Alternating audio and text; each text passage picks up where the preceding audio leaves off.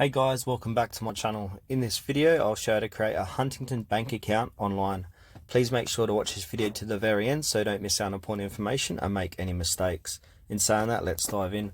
Alright guys, open up any web browser on your mobile device or PC or laptop. Go to Google and type in Huntington Bank. And then from there, click on the first result from huntington.com.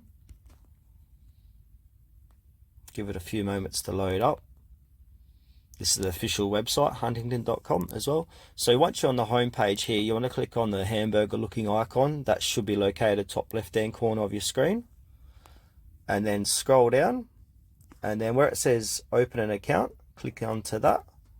This will redirect you to apply and open an account online.